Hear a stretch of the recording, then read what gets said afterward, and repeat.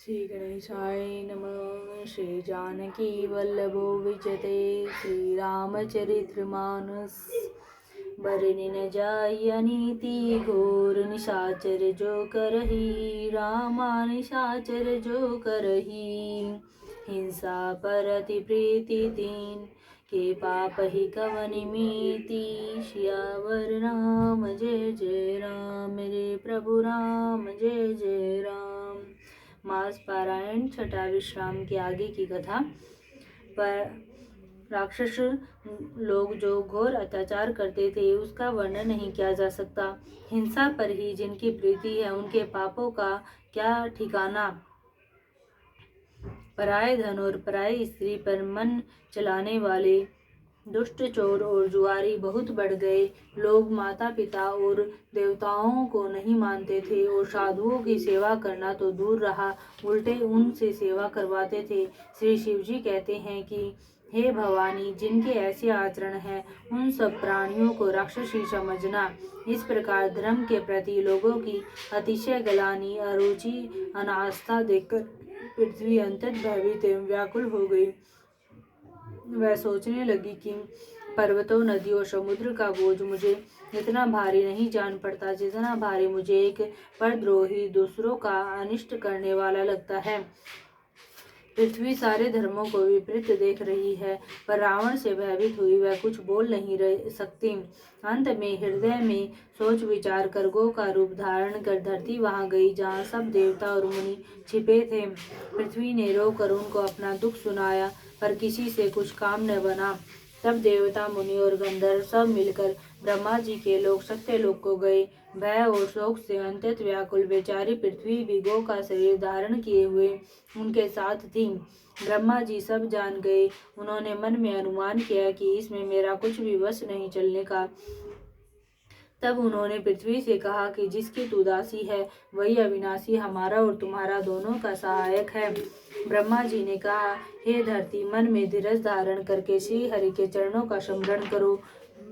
प्रभु अपने दासों की पीड़ा को जानते हैं, ये तुम्हारी कठिनाई विपत्ति का नाश करेंगे। सब देवता बैठकर विचार करने लगे कि प्रभु को कहाँ पावे ताकि उनके सामने पुकार फरियाद करें। कोई वैकुंठपुरी जाने को कहता था और कोई कहता था कि प्रभु क्षीर समुद्र में निवास करते हैं। जिसके हृदय में जैसी भक्ति और प्रीति होती है प्रभु वहाँ उसके लिए सदा उसी रीति से प्रकट होते हैं। हे पार्वती, उस समाज में मैं भी था। अवसर पाकर मैंने एक बात कही। मैं तो यह जानता हूँ कि भगवान सब जगह समान रूप से व्यापक है। प्रेम से वे प्रकट हो जाते हैं। देश काल दिशा विदिशा में बताओ ऐसी जगह कहाँ है जहाँ प्रभु न हो। वे चराचर में व्याप्त होते हुए ही सबसे रहित है और विरक्त हैं। उनकी कहीं आसक्ति नहीं है। वे प्रेम से प्रकट होते हैं जैसे अग्नि। अग्नि अव्यक्त रूप से सर्वत्र व्याप्त है, परंतु जहाँ उसके लिए अरणि मंथन आदि साधन किए जाते हैं वहाँ वह प्रकट होती है। इसी प्रकार सर्वत्र व्याप्त भगवान भी प्रेम से प्रकट होते हैं। मेरी बात सबको प्रिय लगी। ब्रह्मा जी ने साधु साधु कहकर बड़ाई की। मेरी बात सुनकर ब्रह्मा जी ने मन में बड़ा हर्ष हुआ। उनका तन पुलकित हो गया और नेत्रों से प्रेम के आंसू बहने लगे। तब वे धीर बुद्धि ब्रह्मा जी सावधान होकर हाथ जोड़कर स्तुति करने लगे। हे देवताओं के स्वामी, सेवकों को सुख देने वाले, शरणागत की रक्षा करने वाले भगवान, आपकी जय हो, जय हो। हे गो ब्राह्मणों का हित करने वाले, असुरों का विनाश करने वाले, समुद्र की कन्या श्री लक्ष्मी जी के प्रिय स्वामी, आपकी जय हो, जय हो। हे देवता और पृथ्वी का पालन करने वाली, आपकी लीला अद्भुत है, उसका भेद कोई नहीं जानता है। ऐसे जो स्वभाव से ही कृपालु और दीन दयालु है वे ही हम पर कृपा करें। हे अविनाशी, सबके हृदय में निवास करने वाले, अंतर्यामी, सर्वव्यापक, परम आनंद स्वरूप, अज्ञेय, इंद्रियों से परे, पवित्र चरित्र, माया से रहित, मुकुंद, मोक्षदाता, आपकी जय हो, आपकी जय हो। इस लोक और परलोक के सब भोगों से विरक्त तथा मोह से सर्वथा छूटे हुए ज्ञानी मुनि वृंद भी अंतत अनुरागी प्रेमी बनकर जिनका दिन रात ध्यान करते हैं और जिनके गुणों के समूह का गान करते हैं, उन सच्चिदानंद की जय हो। जिन्होंने बिना किसी दूसरे संगी अथवा सहायक के अकेले ही या स्वयं अपने को त्रिगुण रूप ब्रह्मा विष्णु शिव रूप बनाकर अथवा बिना किसी उपादान कारण के अर्थात स्वयं ही सृष्टि का अभिन्न निमित्तोपादन कारण बनाकर 3 प्रकार की सृष्टि उत्पन्न की। वे पापों का नाश करने वाले भगवान हमारी सुधि ले। हम न भक्ति जानते हैं न पूजा, जो संसार के जन्म मृत्यु के भय का नाश करने वाले, मुनियों के मन को आनंद देने वाले और विपत्तियों के समूह को नष्ट करने वाले हैं। हम सब देवताओं के समूह मन वचन और कर्म से चतुराई करने की बांध छोड़कर उन भगवान की शरण में आए हैं। सरस्वती वेद शेष जी और संपूर्ण ऋषि कोई भी जिनको नहीं जानते, जिन्हें दीन प्रिय है, ऐसा वेद पुकार कर कहते हैं, वे ही श्री भगवान हम पर दया करें। हे संसार रूपी समुद्र के मथने के लिए मंद्राचल रूप सब प्रकार से सुंदर गुणों के धाम और सुखों की राशि नाथ, आपके चरण कमलों में मुनि सिद्ध और सारे देवता भय से अंतित व्याकुल होकर नमस्कार करते हैं। देवता और पृथ्वी को भयभीत जानकर और उनके स्नेह युक्त वचन सुनकर शोक और संदेह को हरने वाली गंभीर आकाशवाणी हुई। हे मुनि सिद्ध और देवताओं के स्वामियों, डरो मत, तुम्हारे लिए मैं मनुष्य का रूप धारण करूंगा और उदार पवित्र सूर्यवंश में अंशों सहित मनुष्य का अवतार लूंगा। कश्यप और अदिति ने बड़ा भारी तप किया था, मैं पहले ही उनको वर दे चुका हूँ। वे ही दशरथ और कौशल्या के रूप में मनुष्यों के राजा होकर श्री अयोध्यापुरी में प्रकट होंगे। वे हैं, उन्हीं के घर जाकर मैं रघुकुल में श्रेष्ठ 4 भाइयों के रूप में अवतार लूंगा। नारद के सब वचन मैं सत्य करूंगा और अपनी पराशक्ति के सहित अवतार लूंगा। मैं पृथ्वी का सब भार हर लूंगा। हे देव वृंद, तुम निर्भय हो जाओ। आकाश में ब्रह्म भगवान की वाणी को कान से सुनकर देवता तुरंत लौट गए, उनका हृदय शीतल हो गया। तब ब्रह्मा जी ने पृथ्वी को समझाया, वह भी निर्भय हुई और उसके जी में भरोसा ढाढ़स आ गया। देवताओं को यही सिखाकर कि वानरों का शरीर धर धर कर तुम लोग पृथ्वी पर जाकर भगवान के चरणों की सेवा करो। ब्रह्मा जी अपने लोक को चले गए।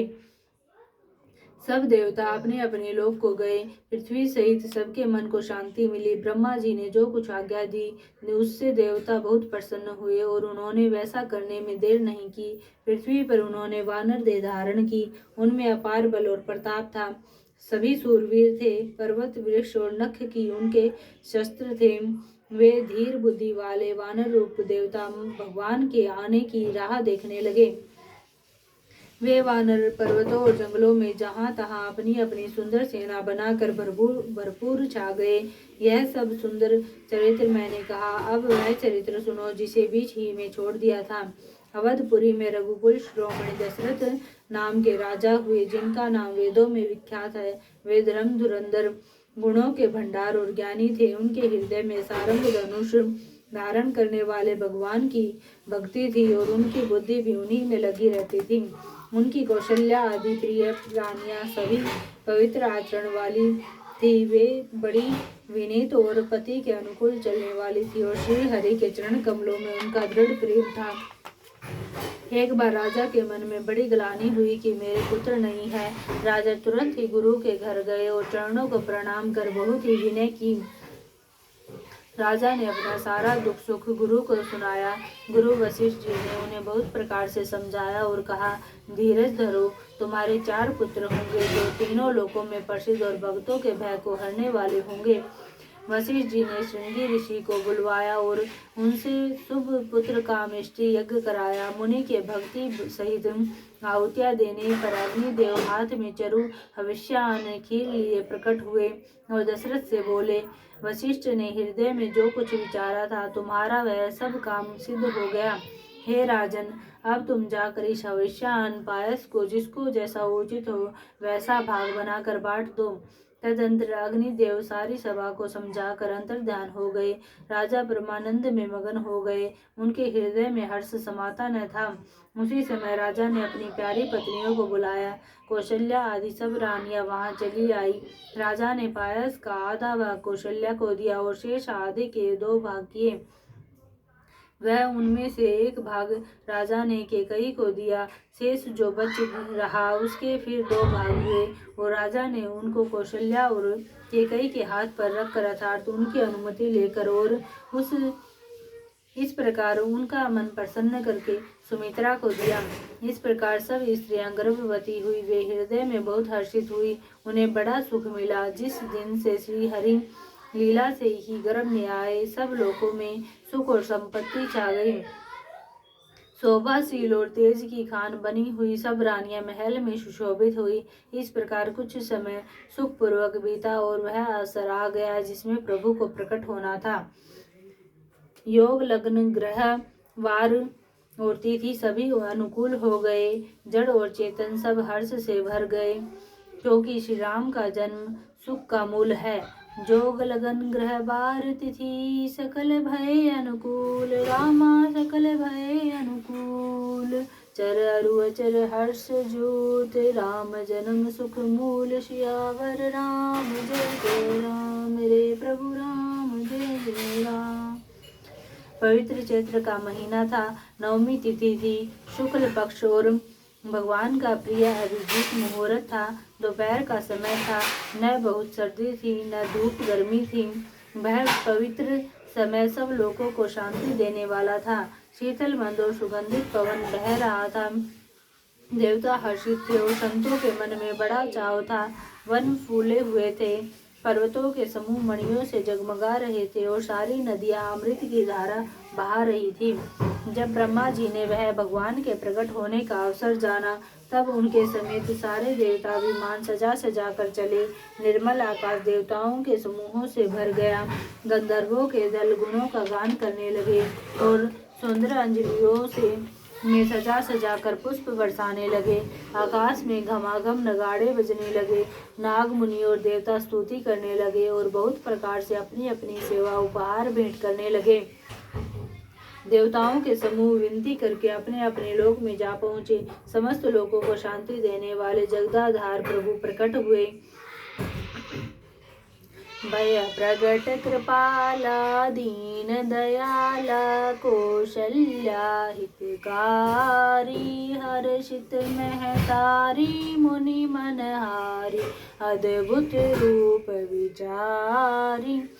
लोचन अभिरामा, तनु घन श्यामा, निज आयुध भुज चारी, भूषण बनमाला, नयन विशाला, शोभा सिंधु खरारी। कै दुई कर जोरी, स्तुति तोरी, कई विधि करो अनंता, माया गुण ज्ञानातीत अमाना, वेद पुराण बनंता।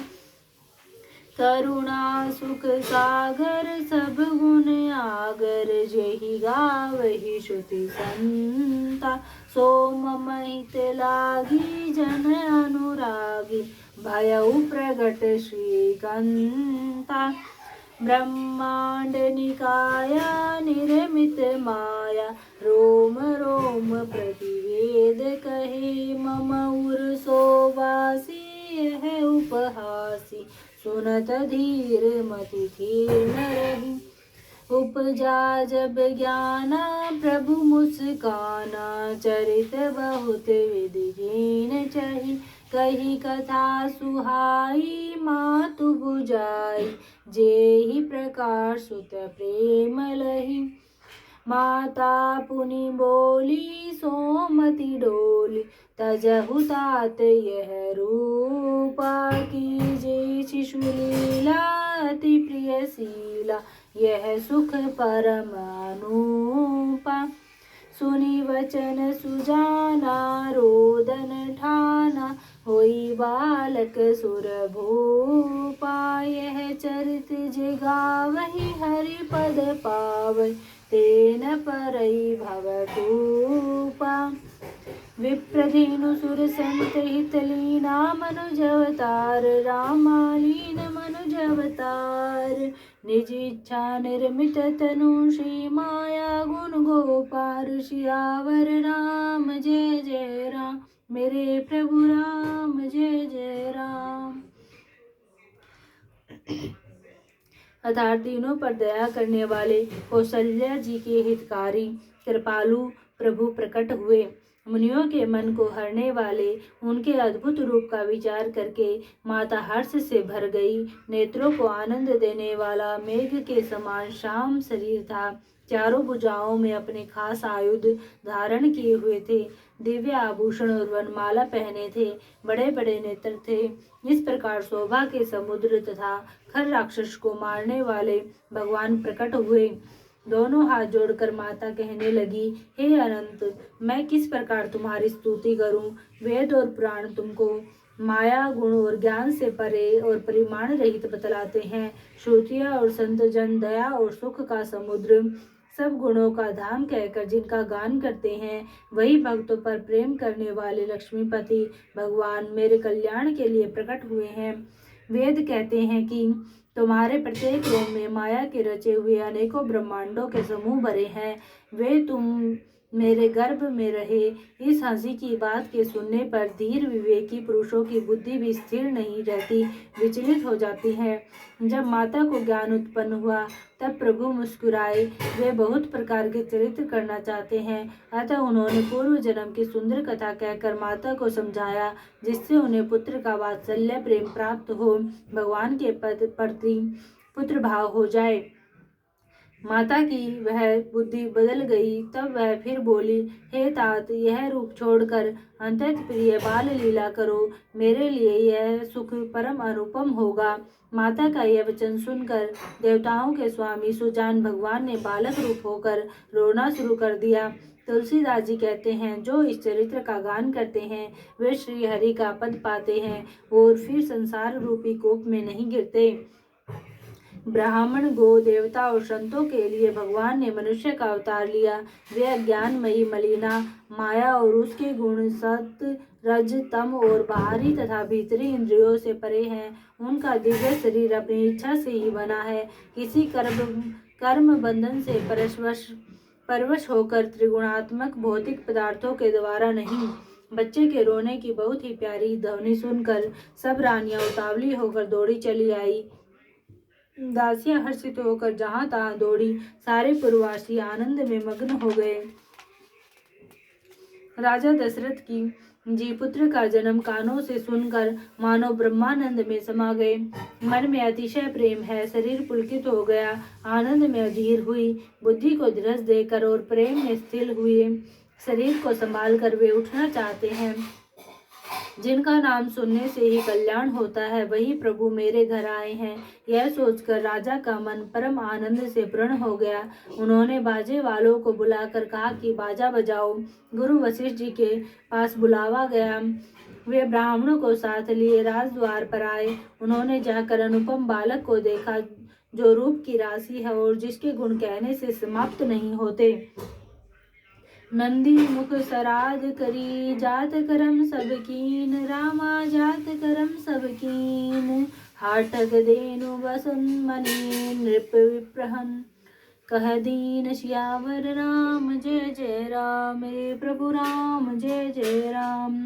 फिर राजा ने नांदी मुख श्राद्ध करके सब जातकर्म संस्कार आदि किए और ब्राह्मणों को सोना, गो, वस्त्र और मणियों का दान दिया। ध्वजा, पताका और तोरणों से नगर छा गया। जिस प्रकार से वह सजाया गया उसका तो वर्णन ही नहीं हो सकता। आकाश से फूलों की वर्षा हो रही है। सब लोग ब्रह्मानंद में मगन हैं।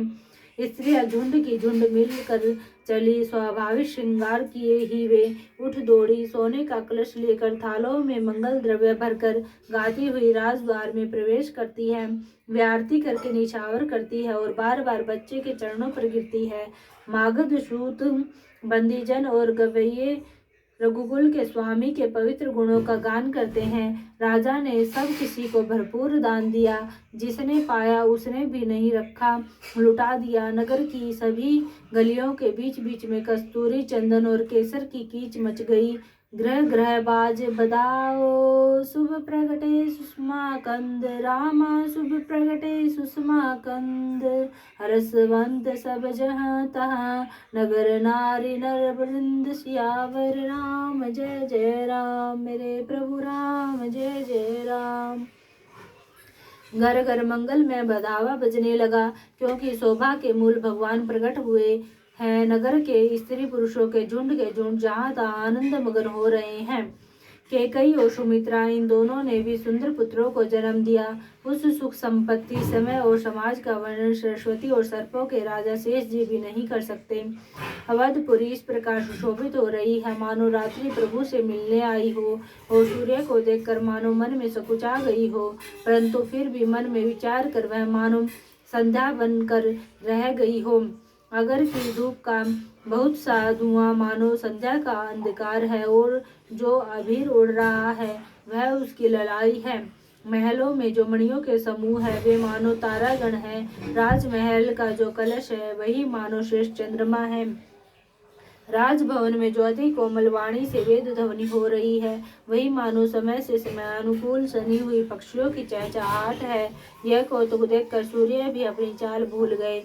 1 महीना उन्होंने जाता हुआ न जाना, अर्थात उन्हें 1 महीना वही बीत गया। मास दिवस कर दिवस भा, मर्म न जाने कोई, रामा मर्म न जाने कोई। रथ समेत रवि था केऊ, निशा कवन विधि हो, सियावर राम जय जय राम, मेरे प्रभु राम जय जय राम। महीने भर का दिन हो गया, इस रहस्य को कोई नहीं जानता। सूर्य अपने रथ सहित वही रुक गए, फिर रात किस तरह होती यह रहस्य किसी ने नहीं जाना। सूर्य देव भगवान श्री राम जी का गुणगान करते हुए चले। यह महोत्सव देखकर देवता, मुनि और नाग अपने भाग्य की सराहना करते हुए अपने अपने घर चले। हे पार्वती, तुम्हारी बुद्धि श्री राम जी के चरणों में बहुत दृढ़ है, इसलिए मैं और भी अपनी एक चोरी छिपाओ की बात कहता हूँ, सुनो। काकभुजुंडी और मैं दोनों वहाँ साथ साथ थे, परंतु मनुष्य रूप में होने के कारण हमें कोई जान न सका। परम आनंद और प्रेम के सुख में फूले हुए हम दोनों मग्न मन से मस्त हुए गलियों में तन मन की शुद्धि भूले हुए फिरते थे, परंतु यह शुभ चरित्र वही जान सकता है जिस पर श्री राम जी की कृपा हो। उस अवसर पर जो जिस प्रकार आया और जिसके मन को जो अच्छा लगा, राजा ने उसे वही दिया। हाथी, रथ, घोड़े, सोना, गोए, हीरे और भांति भांति के वस्त्र राजा ने दिए। राजा ने सबके मन को संतुष्ट किया। इसी से सब लोग जहाँ तहाँ आशीर्वाद दे रहे थे कि तुलसीदास के स्वामी सब पुत्र चारों राजकुमार चिरंजीवी दीर्घायु हो। इस प्रकार कुछ दिन बीत गए। दिन और रात जाते हुए जान नहीं पड़ते। तब नामकरण संस्कार का समय जानकर राजा ने ज्ञानी मुनि श्री वशिष्ठ जी को बुला भेजा। मुनि की पूजा करके राजा ने कहा, हे मुनि, आपने मन में जो विचार रखे हो वे नाम रखिए। मुनि ने कहा, हे राजन, इनके अनेक अनुपम नाम है, फिर भी मैं अपनी बुद्धि के अनुसार कहूँगा। ये जो आनंद के समुद्र और सुख की राशि है, जिस आनंद सिंधु के एक कण से तीनों शोक दुखी ये जो आनंद के समुद्र और सुख की राशि है, जिस आनंद सिंधु के एक कण से तीनों लोग सुखी होते हैं, उन आपके सबसे बड़े पुत्र का नाम राम है, जो सुख का भवन और संपूर्ण लोगों को शांति देने वाला है, जो संसार का भरण पोषण करते हैं। उन आपके दूसरे पुत्र का नाम भरत होगा, जिनके स्मरण मात्र से शत्रु का नाश होता है। उनका वेदों में प्रसिद्ध शत्रुघ्न नाम है, जो शुभ लक्षणों के धाम श्री राम जी के प्यारे और सारे जगत के आधार हैं। गुरु वशिष्ठ जी ने उनका लक्ष्मण ऐसा श्रेष्ठ नाम रखा। धरे नाम गुरु जी ने हृदय में विचार कर ये नाम रखे और कहा, हे राजन, तुम्हारे चारों पुत्र वेद के तत्व, साक्षात परम परात्पर भगवान है। ये मुनियों के धन, भक्तों के सर्वस्व और शिव जी के प्राण हैं। उन्होंने इस समय तुम लोगों के प्रेमवश बाल लीला के रस में सुख माना है। बचपन से ही श्री रामचंद्र जी को अपना परम हितैषी स्वामी जानकर लक्ष्मण जी ने उनके चरणों में प्रीति जोड़ ली। भरत और शत्रुघ्न दोनों भाइयों में स्वामी और सेवक की जिस प्रीति की प्रशंसा है, वैसी प्रीति हो गई। श्याम और गौर शरीर वाली दोनों सुंदर जोड़ियों की शोभा को देखकर माताएं रण तोड़ती है, दीठ न लग जाए। यो तो चारों ही पुत्र शील रूप और गुण के धाम है, तो भी सुख के समुद्र श्री रामचंद्र जी सबसे अधिक हैं। उनके हृदय में कृपा रूपी चंद्रमा प्रकाशित है। उनकी मन को हरने वाली हंसी उस कृपा रूपी चंद्रमा की किरणों को सूचित करती है। कभी गोद में लेकर और कभी उत्तम पालने में लिटाकर माता प्यारे ललना कहकर दुलार करती है। जो सर्वव्यापक निरंजन माया रहित निर्गुण विनोद रहित और अजन्मा ब्रह्म है, वही प्रेम और भक्ति के वश कौशल्या जी की गोद में खेल रहे हैं। उनके नीलकमल और गंभीर जल से भरे हुए मेघ के समान श्याम शरीर में करोड़ों कामदेवों की शोभा है। लाल लाल चरण कमलों के नखों की शुभ्र ज्योति ऐसी मालूम होती है जैसे लाल कमल के पत्तों पर मोती स्थिर हो गए हो। चरण तलों में वज्र ध्वजा और अंकुश के चिन्ह शोभित है। नुपुर पैंजनी की ध्वनि सुनकर मुनियों का भी मन मोहित हो जाता है। कमर में करधनी और पेट पर 3 रेखाएं त्रिवल्ली है। नाभि की गंभीरता को तो वही जानते हैं जिन्होंने उसे देखा है। बहुत से आभूषणों से सुशोभित विशाल भुजाएं हैं। हृदय पर बाघ के नख की बहुत ही निराली छटा है। छाती पर रत्नों से युक्त मणियों के हार की शोभा और ब्राह्मण भृगु के चरण चिन्ह को देखते ही मन लुभा जाता है।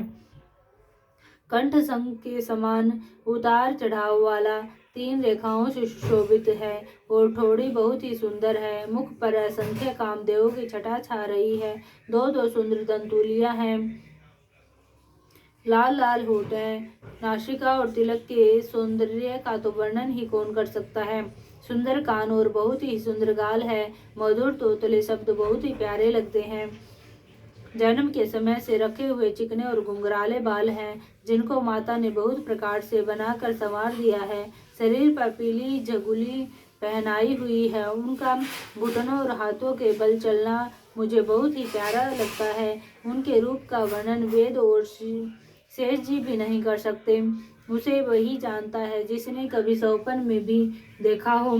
जो सुख के पुंज मोह से परे हो तथा ज्ञान वाणी और इंद्रियों से अतीत है, वे भगवान दशरथ कौशल्या के अंतत प्रेम के वश होकर पवित्र बाल लीला करते हैं।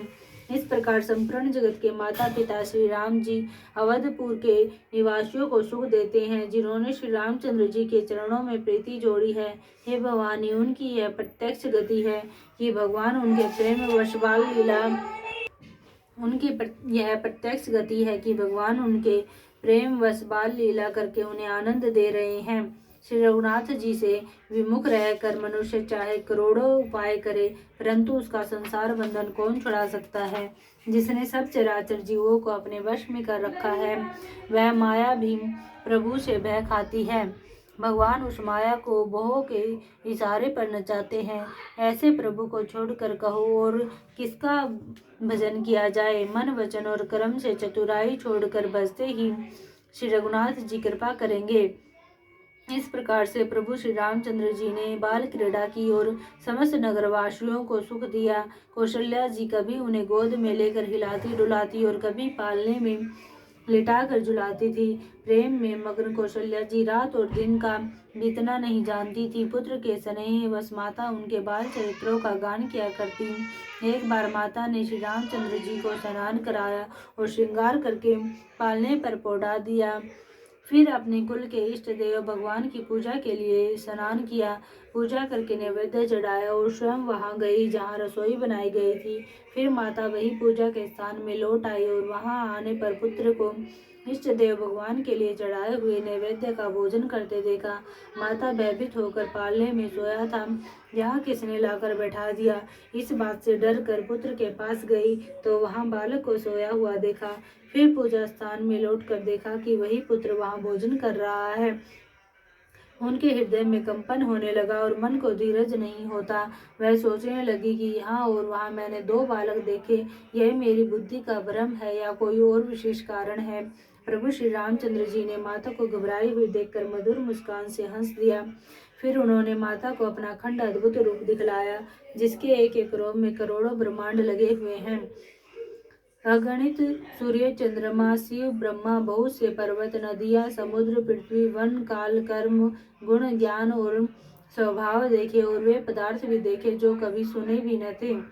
सब प्रकार से बलवती माया को देखा कि वह भगवान के सामने अत्यंत भयभीत हाथ जोड़े खड़ी है। जीव को देखा जिसे वह माया नचाती है, और फिर भक्ति को देखा जो उस जीव को माया से छुड़ा देती है। माता का शरीर पुलकित हो गया, मुख से वचन नहीं निकलता। तब आंखें मूंद कर उसने श्री रामचंद्र जी के चरणों में सिर नवाया। माता को आश्चर्यचकित देखकर खर के शत्रु श्री राम जी फिर बाल रूप हो गए। माता से स्तुति भी नहीं की जाती। वह डर गई कि मैंने जगत पिता परमात्मा को पुत्र करके जाना। श्री हरि ने माता को बहुत प्रकार से समझाया और कहा, हे माता सुनो, यह बात कहीं पर कहना नहीं। कौशल्या जी बार बार हाथ जोड़कर विनय करती है कि हे प्रभु, मुझे आपकी माया अब कभी न व्यापे। भगवान ने बहुत प्रकार से बाल लीलाएं की और अपने सेवकों को अत्यंत आनंद दिया। कुछ समय बीतने पर चारों भाई बड़े होकर कुटुंबियों को सुख देने वाले हुए। तब गुरु जी ने जाकर चूड़ाकर्म संस्कार किया। ब्राह्मणों ने फिर बहुत सी दक्षिणा पाई। चारों सुंदर राजकुमार बड़े ही मनोहर अपार चरित्र करते फिरते हैं। जो मन वचन और कर्म से अगोचर है, वही प्रभु दशरथ जी के आंगन में विचर रहे हैं। भोजन करने के समय जब राजा बुलाते हैं, तब वे अपने बाल सखाओं के समाज को छोड़कर नहीं आते। कौशल्या जी जब बुलाने आती है, तब प्रभु ठुमुक ठुमुक भाग चलते हैं। जिनका वेद नीति इतना ही नहीं कहकर निरूपण करते हैं, और शिव जी ने जिनका अंत नहीं पाया, माता उन्हें हठपूर्वक पकड़ने के लिए दौड़ती है। वे शरीर में धूल लपेटे हुए आए और राजा ने हंसकर उन्हें गोद में बिठा लिया। भोजन करते हैं, पर चित्त चंचल है। अवसर पाकर मुंह में दही भात लपटाए किलकारी मारते हुए इधर उधर भाग चले। श्री रामचंद्र जी की बहुत ही सरल, भोली और सुंदर मन भावनी बाल लीलाओं का सरस्वती जी, शेष जी, शिव जी और वेदों ने गान किया है। जिनका मन इन लीलाओं में अनुरक्त नहीं हुआ, विधाता ने उस मनुष्य को वंचित कर दिया, नितांत भाग्यहीन बनाया। जो ही सब भाई कुमार अवस्था के हुए, तो ही गुरु पिता और माता ने उनका युगोपवीत संस्कार कर दिया। श्री रघुनाथ जी भाइयों सहित गुरु के घर में विद्या पढ़ने गए और थोड़े ही समय में उनको सब विद्याएं आ गई। चारों वेद जिनके स्वाभाविक श्वास है, वे भगवान पढ़े। यह बड़ा कौतुक अचरज है। चारों भाई विद्या, विनय, गुण और शील में बड़े निपुण हैं और सब राजाओं की लीलाओं के ही खेल खेलते हैं। हाथों में बाण और धनुष बहुत ही शोभा देते हैं। रूप देखते ही चराचर जड़ चेतन मोहित हो जाते हैं। वे सब भाई जिन गलियों में खेलते हुए निकलते हैं, उन गलियों के सभी स्त्री पुरुष उनको देखकर स्नेह से स्थिर हो जाते हैं अथवा ठिठक कर रह जाते हैं। कौशलपुर के रहने वाले स्त्री पुरुष, बूढ़े और बालक सभी को कृपालु श्री रामचंद्र जी प्राणों से भी बढ़कर प्रिय लगते हैं। श्री रामचंद्र जी भाइयों और इष्ट मित्रों को बुलाकर साथ ले लेते हैं और नित्य वन में जाकर शिकार खेलते हैं। मन में पवित्र समझकर मृगों को मारते हैं और प्रतिदिन लाकर राजा दशरथ जी को दिखलाते हैं। जो मृग श्री राम जी के बाण से मारे जाते थे, वे शरीर छोड़कर देवलोक को चले जाते थे। श्री रामचंद्र जी अपने छोटे भाइयों और सखाओं के साथ भोजन करते हैं और माता पिता की आज्ञा का पालन करते हैं। जिस प्रकार नगर के लोग सुखी हो कृपा निधान श्री रामचंद्र जी वही संयोग लीला करते हैं। वे मन लगाकर वेद पुराण सुनते हैं और फिर स्वयं छोटे भाइयों को समझा कर कहते हैं। श्री रघुनाथ जी प्रातः काल उठकर माता पिता और गुरु को मस्तक नवाते हैं और आज्ञा लेकर नगर का काम करते हैं। उनके चरित्र देख देख कर राजा मन में बड़े हर्षित होते हैं। जो व्यापक, अकल, निर्व्यय, इच्छा रहित, अजन्मा और निर्गुण है तथा जिनका न नाम है न रूप, वही भगवान भक्तों के लिए नाना प्रकार के अनुपम अलौकिक चरित्र करते हैं। यह सब चरित्र मैंने गाकर बखान कर कहा। अब आगे की कथा मन लगाकर सुनो। ज्ञानी महामुनि विश्वामित्र जी वन में शुभ आश्रम पवित्र स्थान जानकर बसते थे, जहाँ वे मुनि जप यज्ञ और योग करते थे, परंतु मारीच और सुबाहु से बहुत डरते थे। यज्ञ देखते ही राक्षस दौड़ पड़ते थे और उपद्रव मचाते थे, जिससे मुनि बहुत दुख पाते थे।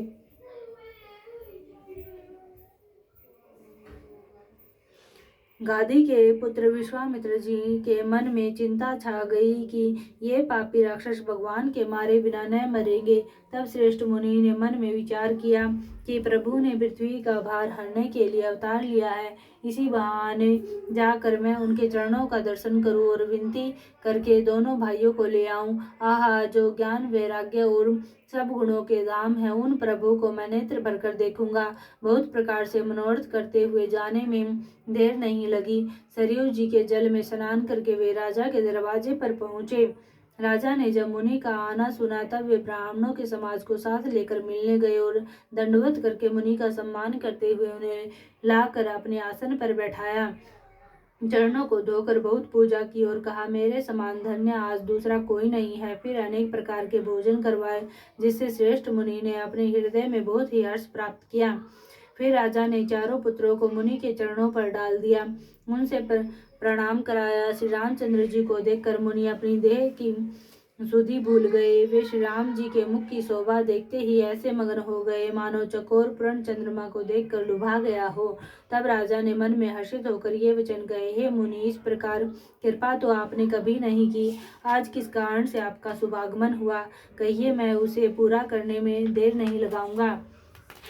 मुनि ने कहा, हे राजन, राक्षसों के समूह मुझे बहुत सताते हैं, इसलिए मैं तुमसे कुछ मांगने आया हूँ। छोटे भाई सहित श्री रघुनाथ जी को मुझे 2 राक्षसों के मारे जाने पर मैं सनाथ सुरक्षित हो जाऊंगा। हे राजन, प्रसन्न मन से इनको दो मोह और अज्ञान को छोड़ दो। हे स्वामी, इससे तुमको धर्म और सुयश की प्राप्ति होगी और इनका परम कल्याण होगा। इस अंततः प्रिय वाणी को सुनकर राजा का हृदय कांप उठा और उनके मुख की कांति फीकी पड़ गई। उन्होंने कहा, हे ब्राह्मण, मैंने चौथेपन में 4 पुत्र पाए हैं, आपने विचार कर बात नहीं कही। हे मुनि, आप पृथ्वी, गो, धन और खजाना मांग लीजिए, मैं आज बड़े हर्ष के साथ अपना सर्वस्व दे दूंगा। देह और प्राण से अधिक प्यारा कुछ भी नहीं होता, मैं उसे भी एक पल में दे दूंगा। सभी पुत्र मुझे प्राणों के समान प्यारे हैं, उनमें भी हे प्रभु, राम को तो किसी प्रकार भी देते नहीं बनता। कहाँ अत्यंत डरावने और क्रूर राक्षस और कहाँ परम किशोर अवस्था के बिल्कुल सुकुमार मेरे सुंदर पुत्र। सभी पुत्र मुझे प्राणों के समान प्यारे हैं, उनमें भी हे प्रभु, राम को तो मैं किसी प्रकार देते नहीं बनता। कहाँ अत्यंत डरावने और क्रूर राक्षस और कहाँ परम किशोर अवस्था के बिल्कुल सुकुमार मेरे सुंदर पुत्र। प्रेम रस में सनी हुई राजा की वाणी सुनकर ज्ञानी मुनि विश्वामित्र जी ने हृदय में बड़ा हर्ष माना। तब वशिष्ठ जी ने राजा को बहुत प्रकार से समझाया, जिससे राजा का संदेह नाश को प्राप्त हुआ। राजा ने बड़े ही आदर से दोनों पुत्रों को बुलाया और हृदय से लगाकर बहुत प्रकार से उन्हें शिक्षा दी। फिर कहा, हे नाथ, ये दोनों पुत्र मेरे प्राण हैं। हे मुनि, अब आप ही इनके पिता हैं, दूसरा कोई नहीं। राजा ने बहुत प्रकार से आशीर्वाद देकर पुत्रों को ऋषि के हवाले कर दिया। फिर प्रभु माता के महल में गए और उनके चरणों में सिर नवाकर चले। पुरुषों में सिंह रूप दोनों भाई राम लक्ष्मण मुनि का भय हरने के लिए प्रसन्न होकर चले। वे कृपा के समुद्र, धीर बुद्धि और संपूर्ण विश्व के कारण के भी कारण हैं। भगवान के लाल नेत्र हैं, चौड़ी छाती है, विशाल भुजाएं हैं, नील कमल और तमाल के वृक्ष की तरह श्याम शरीर है, कमर में पीताम्बर पहने और सुंदर तरकस कसे हुए हैं। दोनों हाथों में क्रमशः सुंदर धनुष और बाण है। श्याम और गौर वर्ण के दोनों भाई परम सुंदर है। विश्वामित्र जी को महानिधि प्राप्त हो गई। वे सोचने लगे, मैं जान गया कि प्रभु ब्रह्मण्य देव ब्राह्मणों के भक्त हैं, मेरे लिए भगवान ने अपने पिता को भी छोड़ दिया। मार्ग में चले जाते हुए मुनि ने ताड़का को दिखलाया। शब्द सुनते ही वह क्रोध करके दौड़ी। श्री राम जी ने एक ही बाण से उसके प्राण हर लिए और दीन जानकर उसको निज पद अपना दिव्य स्वरूप दिया। तब ऋषि विश्वामित्र ने प्रभु को मन में विद्या का भंडार समझते हुए भी लीला को पूर्ण करने के लिए ऐसी विद्या दी जिससे भूख प्यास न लगे और शरीर में अतुलित बल और तेज का प्रकाश हो। सब अस्त्र शस्त्र समर्पण करके मुनि प्रभु श्री राम जी को अपने आश्रम में ले आए और उन्हें परम हेतु जानकर भक्ति पूर्वक कंद मूल और फल का भोजन कराया। सवेरे श्री रघुनाथ जी ने मुनि से कहा, आप जाकर निडर होकर यज्ञ कीजिए। यह सुनकर सब मुनि हवन करने लगे। आप श्री राम जी यज्ञ की रखवाली पर रहे। यह समाचार सुनकर मुनियों का शत्रु क्रोधी राक्षस मारीच अपने सहायकों को लेकर दौड़ा। श्री राम जी ने बिना फल वाला बाण उसको मारा, जिससे वह 100 योजन के विस्तार वाले समुद्र के पार जा गिरा। फिर सुबाहु को अग्नि बाण मारा। इधर छोटे भाई लक्ष्मण जी ने राक्षसों की सेना का संहार कर डाला। इस प्रकार श्री राम जी ने राक्षसों को मारकर ब्राह्मणों को निर्भय कर दिया। तब सारे देवता और मुनि स्तुति करने लगे। श्री रघुनाथ जी ने वहां कुछ दिन और रहकर ब्राह्मणों पर दया की। भक्ति के कारण ब्राह्मणों ने उन्हें पुराणों की भी बहुत सी कथाएं कही। यद्यपि प्रभु सब जानते थे, तदंतर मुनि ने आदर पूर्वक समझा कर कहा, हे प्रभु, चल कर एक चरित्र देखिए। रघुकुल के स्वामी श्री रामचंद्र जी धनुष यज्ञ की बात सुनकर मुनि श्रेष्ठ विश्वामित्र जी के साथ प्रसन्न होकर चले। मार्ग में एक आश्रम दिखाई पड़ा। वहां पशु पक्षी कोई भी जीव जंतु नहीं था। पत्थर की एक शिला को देखकर प्रभु ने पूछा। तब मुनि ने विस्तार पूर्वक सब कथा कही। गौतम मुनि की स्त्री अहिल्या शापवश पत्थर की देह धारण किए बड़े धीरज से आपके चरण कमलों की धूलि चाहती है। हे रघुवीर, इस पर कृपा कीजिए। श्री राम जी के पवित्र और शोक को नाश करने वाले चरणों का स्पर्श पाते ही सचमुच वह तपोमूर्ति अहिल्या प्रकट हो गई। भक्तों को सुख देने वाले श्री रघुनाथ जी को देखकर वह हाथ जोड़कर सामने खड़ी रह गई। अंतत प्रेम के कारण वह अधीर हो गई। उसका शरीर पुलकित हो उठा। मुख से वचन कहने में नहीं आते थे। वह अंतत बड़भागिनी अहिल्या प्रभु के चरणों से लिपट गई और उसके दोनों नेत्रों से जल, प्रेम और आनंद के आंसुओं की धारा बहने लगी। फिर उसने मन में धीरज धरकर प्रभु को पहचाना और श्री रघुनाथ जी की कृपा से भक्ति प्राप्त की। तब अंतर निर्मल वाणी से उसने इस प्रकार स्तुति प्रारंभ की, हे ज्ञान से जाने योग्य श्री रघुनाथ जी, आपकी जय हो। मैं सहज ही अपवित्र स्त्री हूँ और हे प्रभु, आप जगत को पवित्र करने वाले, भक्तों को सुख देने वाले और रावण के शत्रु हैं। हे कमल नयन, हे संसार जन्म मृत्यु के भय से छुड़ाने वाले, मैं आपकी शरण आई हूँ। मेरी रक्षा कीजिए, रक्षा कीजिए। मुनि ने जो मुझे शाप दिया सो बहुत ही अच्छा किया। मैं उसे अंतत अनुग्रह करके मानती हूँ कि जिसके कारण मैंने संसार से छुड़ाने वाले श्री हरि आपको नेत्र भरकर देखा। इसी आपके दर्शन को शंकर जी सबसे बड़ा लाभ समझते हैं। हे प्रभु, मैं बुद्धि की बड़ी भोली हूँ। मेरी एक विनती है, हे नाथ, मैं और कोई वर नहीं मांगती, केवल यही चाहती हूँ कि मेरा मन रूपी भोरा आपके चरण कमल की रज के प्रेम रूपी रस का सदा पान करता रहे। जिन चरणों से परम पवित्र देव नदी गंगा जी प्रकट हुई, जिन्हें शिव जी ने सिर पर धारण किया और जिन चरण कमलों को ब्रह्मा जी पूजते हैं, कृपालु हरि आपने उन्हीं को मेरे सिर पर रखा। इस प्रकार स्तुति करती हुई बार बार भगवान के चरणों में गिरकर जो मन को बहुत ही अच्छा लगा, उस वर को पाकर गौतम की स्त्री अहिल्या आनंद में भरी हुई पति लोक को चली गई। प्रभु श्री रामचंद्र जी ऐसे दीन बंधु और बिना ही कारण दया करने वाले हैं। तुलसीदास जी कहते हैं, हे शठमन, तू कपट जंजाल छोड़कर उन्हीं का भजन कर। अस प्रभु दीन बंधु हरि, कारण रहित दयाल रामा, कारण रहित दयाल। तुलसीदास सठ ते ही भजू, छाड़े कपट जंजाल। सियावर राम जय जय राम, मेरे प्रभु राम जय जय राम। करो कल्याण जय जय, मेरा प्रणाम जय जय राम। मास पारायण सातवां विश्राम। सियावर राम जय जय राम, मेरे प्रभु राम जय जय राम। करो कल्याण जय जय राम, मेरा प्रणाम जय जय राम। आरती श्री रामायण जी की, आरती श्री रामायण जी की।